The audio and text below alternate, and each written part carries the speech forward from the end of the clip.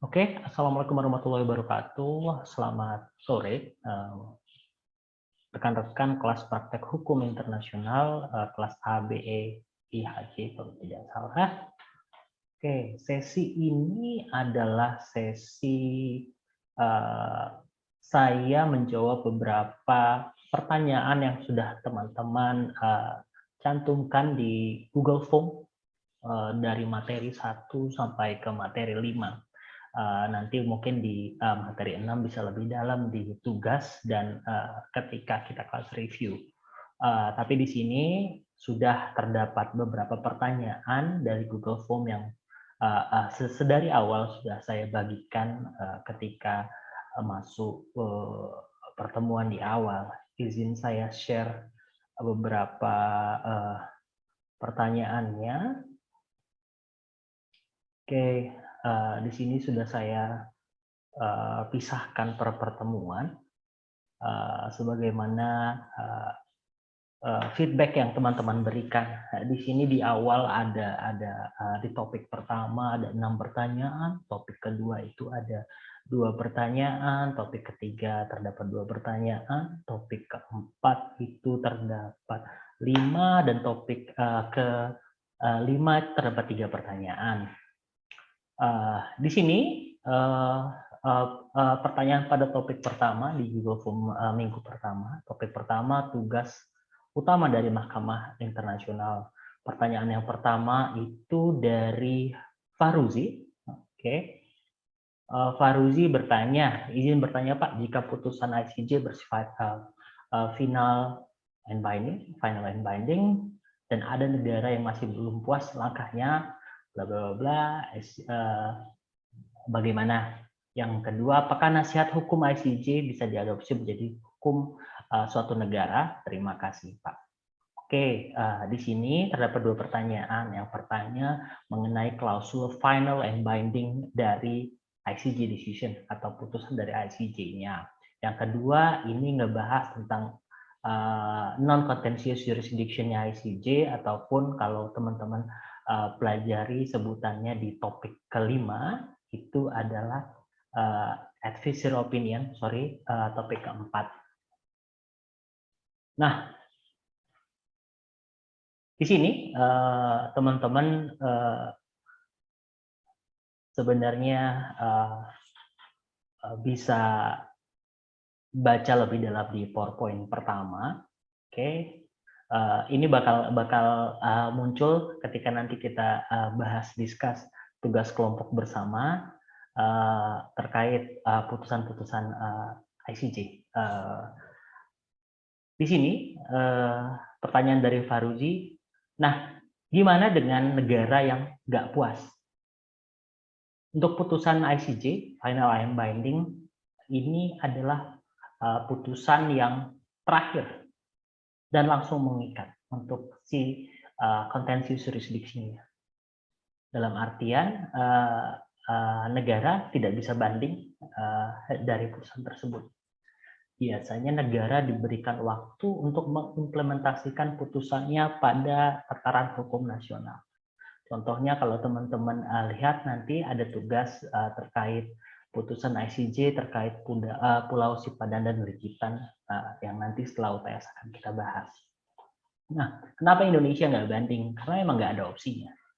Jadi ketika state party negara memutuskan untuk bersengketa di ICJ, dia di awal kalau teman-teman baca PPT-nya, mereka menyerahkan surat bahwa kita berkomitmen secara penuh untuk menyerahkan penyelesaian sengketanya ke ICJ dan menjalankan putusannya. Nah, itu komitmennya dari awal. Bagaimana Pak dengan negara yang ketika putusannya keluar dan tidak menjalankan putusannya, itu lain cerita. Tapi sebagai garis bawah, begitu Faruzi, jadi tidak ada opsi lain setelah putusan ICJ final and binding. Itu untuk pertanyaan pertama. Sedangkan pertanyaan keduanya Faruzi, itu nanti dibaca di topik keempat, advisory opinion-nya. Bisa nggak sih jadi diadopsi menjadi hukum satu negara? Untuk nasihat hukumnya. Oke, pertanyaan berikutnya dari Muhammad Risat Awal, kelas 6I. Izin bertanya Pak, mengenai ICJ dalam hal persoalan invasi aneksasi wilayah Israel, terdapat negara Palestina, bla bla bla bla. Apakah mungkin ICJ dapat menyelesaikan persoalan tersebut dalam langkah apa saja yang dilakukan ICJ menanggapi persoalan tersebut, mengingat Israel bukan hanya melakukan aneksasi wilayah yang akan jadi melakukan pelanggaran HAM. Oke, ini tidak ada korelasi dengan topik satu tugas utama Mahkamah Internasional. Tapi sebagai gambaran buat Muhammad Risat Awal aja, bahwa sebenarnya opsi penyelesaian sengketa sudah berkali-kali diangkat ke ICJ. Prosesnya, tahapannya ketika itu terkendala mengenai statehood of Palestine, status kenegaraannya Palestina.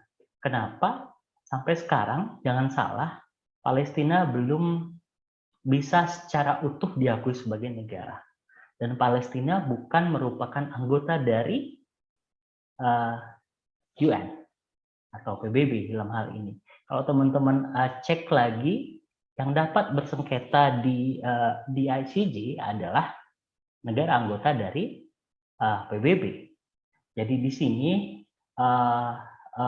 sebenarnya pertanyaan ini bisa dipecah beberapa begitu, tidak langsung menjawab.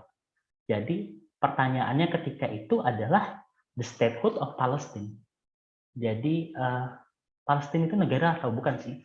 Begitu pertanyaan utamanya ketika itu yang sedang muter-muter di level itu.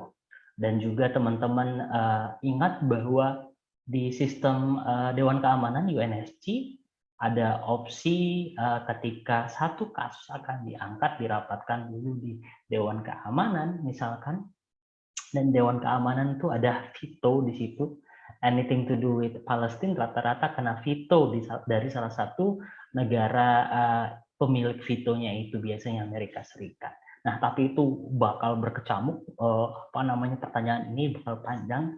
Nanti kita diskus aja secara personal buat Muhammad Rashid. Nah, pertanyaan ketiga dari Gary Estanza, kelas 6I. Apa saja yurisdiksi yang menjadi kewenangan MI? Oke, ini dibaca aja ya, Gary. Di situ ada contentious, ada non-contentious jurisdiction.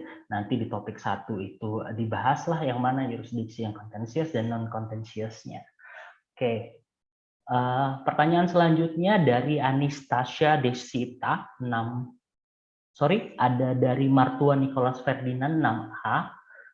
Di sini saya ingin bertanya, bagaimana tanggapan Bapak mengenai situasi yang panas saat ini antara Ukraina dan Rusia menurut perspektif hukum internasional? Apakah Rusia bebas begitu saja melakukan invasi apabila tadinya Ukraina bergabung dengan NATO? Nah, untuk pertanyaan ini jawabannya cukup panjang banget begitu. Tapi jangan worry untuk Martua Nicholas Ferdinand, karena saya telah menyediakan tugas khusus terkait status atau kondisi rezim begitu dari Ukraina dan Rusia. Mungkin tugasnya bisa nanti dielaborasi setelah UTS, tugas individu, yang mana kalau teman-teman ngikutin beberapa peradilan internasional itu telah jalan untuk si Ukraina dan Rusia. Contohnya ICC, ICJ juga ada yang Ukraina masukkan klausul genosida, ethnic cleansing begitu terhadap Ukraina dari Rusia, prosesnya berjalan.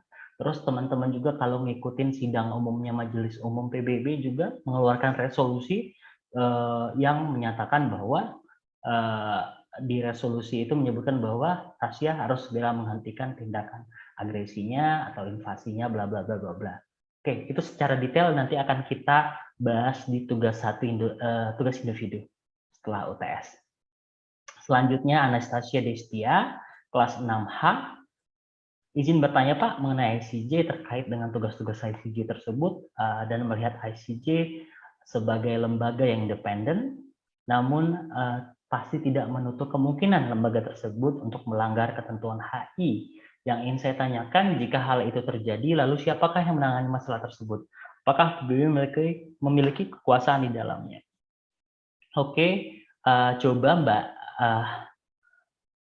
Mbak Desita begitu iseng gitu, lihat, di PPT-nya atau main ke, UN website, cari, organ, UN organ. Ada beberapa sih organ khusus dari PBB.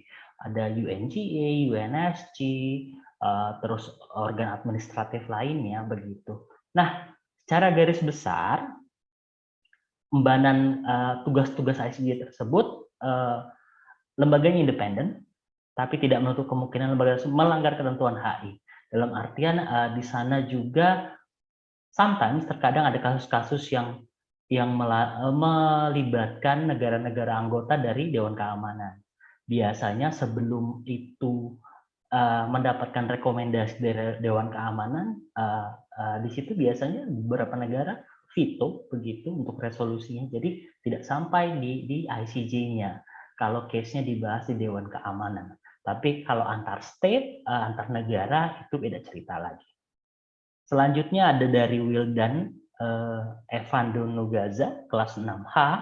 Apakah Mahkamah Internasional juga bisa terpengaruh bagi negara yang memiliki hak veto? Ya, sebagaimana tadi disampaikan, bukan terpengaruh, tapi lebih ke bagaimana kasus itu bisa sampai di ICJ. Apakah dari negara ataukah dari rekomendasi di UNSC, dari Dewan Keamanan. Kalau dari Dewan Keamanan, biasanya nanti teman-teman lihat secara data di website atau putusan-putusan, rata-rata yang ada keterkaitannya dengan Dewan Keamanan yang memiliki hak veto, biasanya jarang sekali case-nya bisa sampai ke ICJ.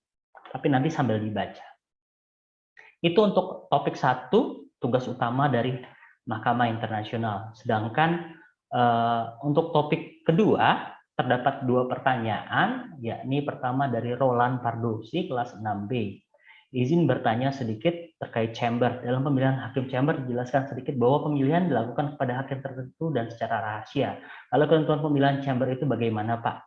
Sekian, terima kasih. Oke, Roland Pardosi, biar lebih detail begitu, bisa visit link yang sudah saya cantumkan di topik kedua sebenarnya. Di sana dijelaskan bahwa fungsinya chamber, si pemilihan chamber. Nah, tapi untuk langsung ngejawab begitu pertanyaan selanjutnya dari Gary Estanza, apakah ada atau pernah dari hakim MI dari Indonesia begitu? Oke, nah tapi di sini biasanya yang menjadi permasalahan adalah keterwakilan. Kalau teman-teman lihat susunan dari majelis dan chambernya juga begitu, rata-rata keterwakilannya nggak balance, dalam artian beberapa negara maju dan berkembang itu sangat berbeda keterwakilannya. Let's say dari Asia hanya beberapa, hanya ada perwakilan dari Cina, Jepang, begitu. Apalagi dari Indonesia belum pernah ada. Mungkin nanti Gary bisa belajar lebih dalam, mungkin bisa mewakilkan Indonesia menjadi salah satu hakim di Mahkamah Internasional. Itu untuk topik kedua. Kita lompat topik ketiga. Pertanyaannya dari Gary dan Fahruzi, kelas 6I dan 6A, mengenai yurisdiksi dari ICJ. Pertanyaan dari Gary, apakah negara-negara yang tidak termasuk anggota PBB boleh berperkara di ICJ jika terjadi perselisihan? Ini bisa sebenarnya langsung dibaca jawabannya di ICJ Statute, di lampiran dari UN Charter. Jawabannya tidak begitu secara form dijawab bahwa harus negara anggota. Ini balik lagi ke topik 1, ini yang menjadi permasalahan Palestina untuk menyelesaikan kasusnya dengan Israel di ICJ. Sampai sekarang nggak bisa, karena reason utamanya Palestina bukanlah negara anggota dari PBB. Untuk Fahruzi, jika ada sebuah negara yang ingin membawa kasusnya ke ICJ, akan tetapi pihak lawannya tidak ingin diselesaikan di ICJ, lalu bagaimana akan hal tersebut? Nah, di sini ada beberapa contoh kasus, bisa visit ke ongoing case begitu. Nah, biasanya harus kedua negara setuju untuk menyerahkan kasusnya ke ICJ penyelesaiannya. Karena perwakilan negara itu diminta atau mengirimkan surat, diminta untuk mengirimkan surat persetujuannya. Jika salah satu negara tidak menyetujui bahwa ICJ akan mengambil alih kasusnya, biasanya tidak akan dapat lanjut itu sengketanya. Nah, ini yang jadi loop di ICJ. Jarang banget negara punya konsensus bakal menyelesaikannya sampai level ICJ. Pertama karena masing-masing negara paham bahwa ketika sampai level ICJ ada klausul final and binding. Ketika putusan sudah keluar, itu final. Nggak bisa diganggu gugat lagi, nggak bisa kita kasasi, kita nggak bisa banding lagi. Negara-negara biasanya sebelum memutuskan untuk berperkara di ICJ akan worry dulu, akan telaah dulu lah dari bagian Kementerian Luar Negerinya, dari bagian hukum pemerintahan itu yang bikin alasan untuk berpikir keras apakah kita akan ke ICJ atau enggak. Nah, kita lanjut ke topik keempat. Di topik keempat ini ada 5 pertanyaan. Sorry, ada 5 pertanyaan. Yang pertama dari Raden kelas 6I. Aspek apa saja yang dapat mempengaruhi advisory opinion? Oke, saya kurang paham pertanyaannya. Silahkan dibaca saja lagi PowerPoint-nya. Kalau yang dimaksud di sini aspek yang mempengaruhi putusan, itu detail aja dibaca PowerPoint-nya. Yang kedua ada dari Milatina Hanifah. Oke, Mila bertanya, apabila pendapat hukum ICJ advisory opinion tidak memiliki kekuatan mengikat sebagaimana putusan ICJ, lalu bagaimana eksekusi putusan dilakukan? Oke, di sini hati-hati Mbak Mila, Mbak Hanifah harus membedakan yang mana putusan dan yang mana advisory opinion atau pendapat dari ICJ yang dimintakan begitu. Nah, atau non contentious jurisdiction ya. Ketika itu putusan, itu masuk ke contentious jurisdiction dan harus dieksekusi oleh state party, oleh negara-negaranya. Ketika itu permintaan pendapat, advisory opinion-nya, nah, yang dapat bertanya advisory opinion-nya di ICJ adalah organisasi internasional sebenarnya, atau badan-badan hukum PBB. Contohnya, status keanggotaan Palestina di UNESCO. Ketika itu, UNESCO ini bingung nih, Palestina ini di UNGA, di Majelis Umum statusnya bukan negara. Bisa nggak sih Palestina ikut kontribusi di UNESCO atau mendaftarkan cagar budaya, bla bla bla bla, culture, heritage mereka di UNESCO. Nah, ini ditanyakan oleh UNESCO sebagai salah satu sub organnya PBB, di bawah PBB, menanyakan ke ICJ melalui advisory opinion. Oke, itu salah satu contoh begitu. Masalah hukum seperti apa? Ini pertanyaan dari Fani Hilfatu Jannah, 6B. Masalah hukum seperti apa yang dapat dilakukan advisory opinion dan mengapa negara-negara bukan anggota? Nah, itu tadi persis jawaban dari pertanyaan nomor 2. Kita lanjut ke pertanyaan berikutnya dari Deva Adelia. Advisory opinion merupakan hak ICJ untuk menyatakan pendapatnya mengenai segala masalah hukum yang diajukan oleh organisasi-organisasi dalam PBB. Oke. Advisory opinion tidak mengikat secara hukum, tapi saya punya pertanyaan jika tidak mengikat secara hukum. Bolehkah advisory opinion menjadi pertimbangan hakim di kasus yang sama? Nah, di sini ketika dia masuk ke advisory opinion, dia bukan masuk ke yang contentious jurisdiction ataupun bersengketa di ICJ-nya ya. Jadi ini harus dibedakan dulu. Nah, dapatkah menjadi dasar? Ya bisa. Seperti yang contohnya case-nya si Palestina tadi, dia bisa jadi membernya UNESCO akhirnya menurut advisory opinion-nya ICJ. Ketika itu akhirnya si ICJ melalui advisory opinion kasih penjelasan begitu ke UNESCO, akhirnya si Palestina menjadi negara anggota di UNESCO. Tapi ini juga yang jadi masalah sebenarnya. Ketika itu dipertanyakan, kenapa Palestina bisa jadi negara anggota UNESCO dan tidak bisa menjadi negara anggota di Majelis Umum? Nah, itu yang masih kontradiktif. Padahal menurut advisory opinion ketika itu, ya negara Palestina telah memenuhi syarat-syarat secara umum untuk menjadi anggota UNESCO. Nah, itu yang masih berkecamuk lah. Lanjut, pertanyaan oleh Wildan di topik 4.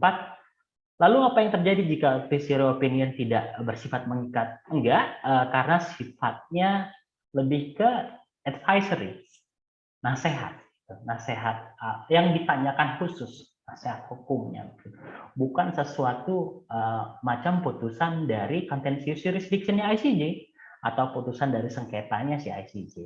Jadi untuk organisasi-organisasi atau badan-badan yang di bawah naungan PBB ketika menemukan pertanyaan hukum internasional ataupun status tertentu dan mereka bingung, mereka bisa punya opsi menanyakan ini melalui advisory opinion-nya ICJ atau non-contentious jurisdiction. Oke, kita lanjut ke topik 5. Di topik kelima ada 3 pertanyaan. Yang pertama dari Gary, bagaimana prinsip-prinsip yang diterapkan oleh ICJ sendiri? Oke. Yang kedua dari Jessica Helena Putri, Sitompul, 6E, izin bertanya apakah dalam menyelesaikan suatu perkara internasional ICJ harus mempertimbangkan keempat sumber hukum yang terdapat ICJ yang bisa hanya diselesaikan dengan salah satu sumber hukum saja. Oke. Ketiga ada dari Raden Resal Ahmad Puturahman Adi Senjaya.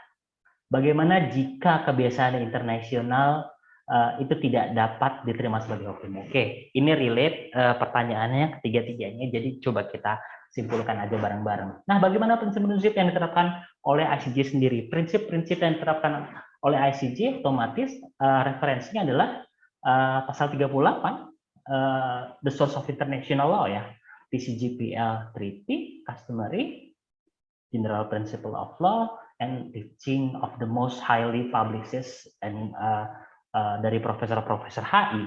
Nah, di sini prinsipnya otomatis sama dengan General Principle of Law, yang mana prinsip-prinsip hukum umum yang diterapkan di hukum internasional. Itu untuk Mas Gary. Sedangkan bertanya, apakah dalam menyelesaikan suatu perkara harus keempat-empatnya dari TCJPL di artikel 38 itu, Pak? Jawabannya ya. Biasanya untuk catatan nggak ada hierarki dulu dari TCJPL itu nggak ada hierarki. Harus keempat-empatnya dicari. Nanti kita setelah UTS kita akan coba assign tugas yang masing-masing ngebahas tentang putusannya ICJ dari satu sengketa. Nah, di situ ntar teman-teman bisa ngelihat narasi dari logik sebelum hakim chamber begitu memutuskan sengketa tersebut. Biasanya ya tetap dicari dulu hukum tertulisnya, treaty-nya, konvensi perjanjian internasional. Setelahnya kebiasaan-kebiasaan hukumnya, juga ada kebiasaan hukum internasional, ada customary-nya. Terus juga ada nggak sih pendapat-pendapat dari para ahli hukum internasional di sana. Nah, di sini bagaimana jika kebiasaan hukum internasional tidak dapat diterima sebagai hukum. Nah, di sini kalau teman-teman ingat di semester 4 mungkin tentang kelas perjanjian internasional, ada syarat sebenarnya untuk kebiasaan hukum internasional itu menjadi hukum. Mungkin ada yang masih ingat begitu, tapi salah satu pendapat ahli yang penting di sini ada Pak Syahmin Aka di bukunya begitu. Jadi ada syarat yang harus dipenuhi dulu dari kebiasaan itu dapat dikategorikan sebagai hukum internasional atau the source of international law. Di situ setidaknya 2 garis besar. Pertama, harus terdapat suatu kebiasaan yang dilakukan dan dituruti oleh banyak negara. Jadi banyak negara yang mengakui kebiasaan tersebut. Nah, bahwa kebiasaan itu harus dianggap sebagai suatu kewajiban atau hukum. Jadi selain dilakukan, dituruti, biasanya dianggap sebagai hukum. Nah, dan di situ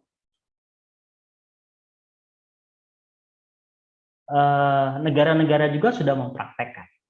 Contohnya kalau di hukum humaniter begitu, salah satu hukum HI gitu, HI tertua dan kodifikasi dari kebiasaan internasional yang akhirnya menjadi hukum tertulis adalah Konvensi Jenewa dan Konvensi Den Haag. Itu diawali dari kebiasaan hukum internasional yang akhirnya dikodifikasikan menjadi perjanjian internasional. Nah, banyak contoh lain yang sebelumnya mungkin tidak menjadi hukum tertulis. Contohnya penghormatan terhadap hak asasi manusia. Nah, banyak negara begitu sangat menghormati HAM begitu. Ini tercermin dari paparan hukum nasional. Nah, itu setidaknya jadi salah satu kebiasaan atau praktik begitu bahwa negara-negara itu menghormati atau menjunjung tinggi menghormati dari hak asasi manusia sebagai sipil atau sebagai individu. Oke, demikian sedikit banyak Q&A dari topik pertama sampai ke topik kelima pada pertemuan kita yang sudah hampir berjalan hampir 7 atau 8 pertemuan. Nah, di sini saya pahami adalah kendala dari perkuliahan daring begitu, tapi sedikit banyak nanti kita discuss lagi selama kelas review, kalaupun teman-teman masih bingung begitu, dan teman-teman juga sebenarnya bisa baca lebih dalam beberapa tautan ataupun referensi di luar referensi yang saya berikan di PowerPoint. Ada beberapa buku yang teman-teman bisa baca lagi di situ. Oke, demikian sedikit pembahasan mengenai Q&A yang telah teman-teman post di Google Form, di feedback absensi dari praktek hukum internasional. Demikian, saya ucapkan terima kasih.